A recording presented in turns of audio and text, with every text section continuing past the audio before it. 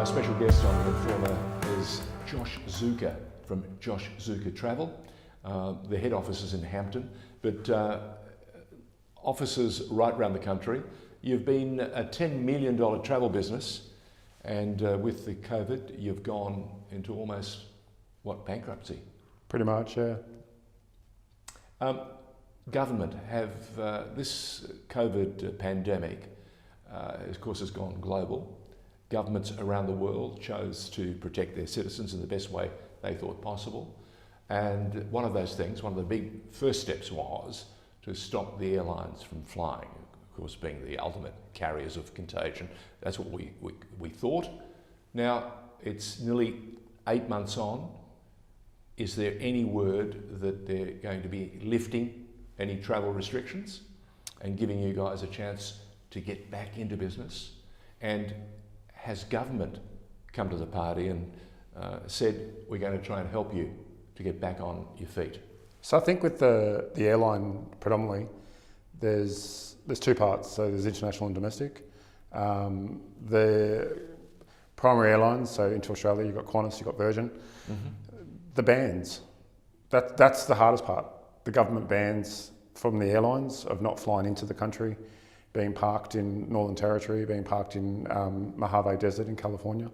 The restrictions from the likes of Virgin not flying internationally anymore till 2024. Qantas A380s, so no more first class. Qantas A380s are parked in the desert.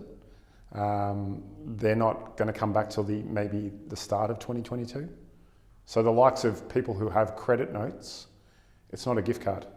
It's a value, it's a dollar value, and that dollar value has to be used on one transaction. So there's no hope in terms of utilising those credits, so therefore the airlines need to extend the credits, but how long's a piece of string? You've touched on domestic travel, you've touched on international travel. We've seen, not Qantas, but Virgin change. We've seen the demise of a bundle of different operators and carriers around the country. There's a repositioning as we speak. Has government, whether it's state level or federal level, come to you and started a dialogue? So there's been government grants within Victoria. All right. They've been granted? Yeah, but conditional. So the likes of how your trust account is set up, how your business structure is set up. If you work from home, work from an office, have a bricks and mortar office, have a trust account, trustee. Out of the 3 or 4 grants that Daniel Andrews put out, I only had 2, and one robbed Peter to pay Paul. Basically paid out a tax bill, and then when you look at the likes of the uncertainty, the how long a piece of string model is, the likes with Virgin, you're looking at Bain Capital, which was meant to be settled months ago. It's still going, and then now they've stripped away the people's, the corporate market, the frequent flyer, the point structure, the credit notes, the free upgrades. So they've gone to a low cost. Now, I understand that. No frills, Correct. Frills or low cost? Both, no frills, wow. but yeah, both no frills and a low cost. But Wow. You're looking at the likes of the models that these airlines need to survive. The cruise companies need to survive. The wholesalers have gone under. Many wholesalers have gone under. Now, you've been a niche and boutique travel company, have Correct. you not? Correct. You've looked at clientele who want that special experience. Correct. And in the Western world, in other places, for you it's imperative to have consistency. Correct. And continuity. Correct. And surety. How many of those things are available to you at the moment? Hardly anything. Wow.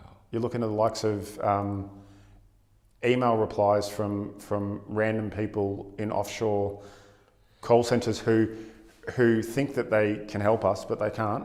The chat services that are on a website are beyond useless, where we used to have point-to-point contact. Sales reps have lost their jobs. Hundreds of thousands of people have lost their jobs within the industry, not to mention every other industry, but the offices have been closed. What do you, if we could, direct our attention to the governments, what would you be saying to them? What do you want? You were on the 60 Minutes the other day. No, not 60 Minutes, a Current Affair. And you had an interview, and I heard some of that. What were the principal things that you were asking of government? The hardest thing to comprehend, and I've been in the industry 20 years, right? Forget the awards, the accolades, the terrorist attacks, the natural disasters, all of that. Yep. Why isn't the government listening to us? You know, we have industry umbrellas pleading and fighting for us. We, across a multitude of channels, are fighting.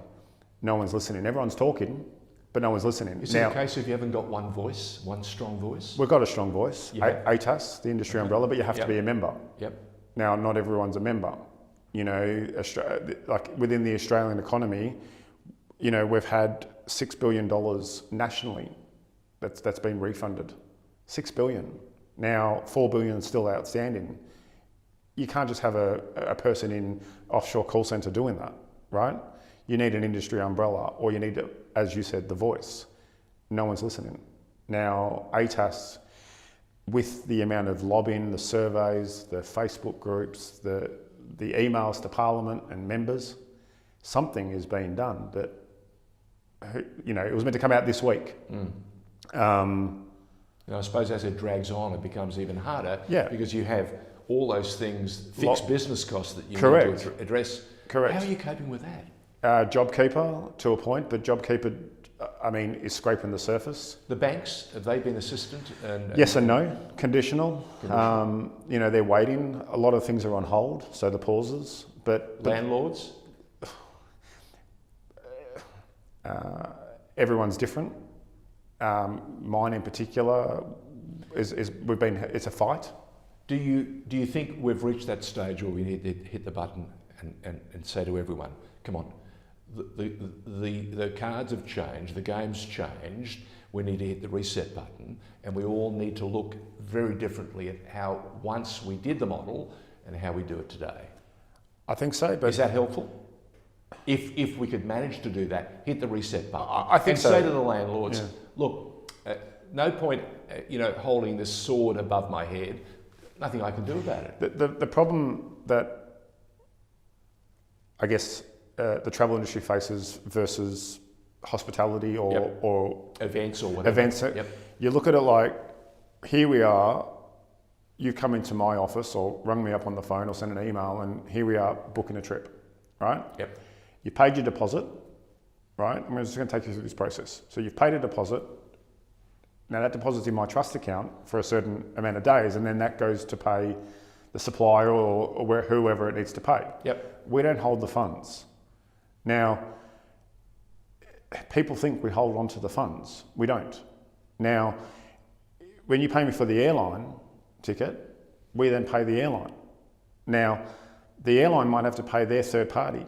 So to undo 3 or 4 steps is so hard, right? But the thing that people don't understand, it's actually costing me money to lose more money right now. And which is why we're not seeing the so-called ability to say, look, pay me what I've paid you. Correct. And you're saying to them, look, we can give you a credit note, but we can't give you that money because, as you said, it's not in our hands. Correct. That's not easy to understand. No, it's not. Not for the customer. And I understand that. You want a refund. If I can refund you, I would. Yeah. Me charging you a cancellation fee is not even going to scrape the surface of what I owe. So what do we do? I don't know. But what I can tell you is that the world's changed. And from verbal abuse to written abuse to legal threats to letters of demands to people trying to take money out of the bank accounts via their institutes. Who treats people like that? We're a travel agent, you know. We sold travel that opened up pathways to the world. Yeah. That was able to, you know, if you hadn't gone there, you got to see at first hand of what, oh my God, Josh sent you there, you know, and you got to do that, married, honeymoon, whatever. Super memories, Right. But travel's not that anymore. Travel is an industry of the unknown, and with so many third parties outside of our control, we're the meat in the sandwich. We're literally, you know, so if you book a cruise, a flight, accommodation, well, to get you to the accommodation, I've got to get you on the airfare, and then to get you to the cruise. But then if the cruise company says, yeah, we're going to give back the customer a refund, but the airline's only going to give you back a credit, and the hotel has gone under, you're caught between a rock and a hard place. What happens though when you've got travel campaigns, new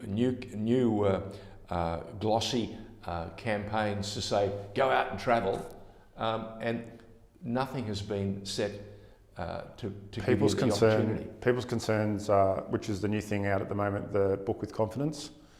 People's concern is, I honestly believe there is no confidence because COVID, masks, quarantine, false promises, hope.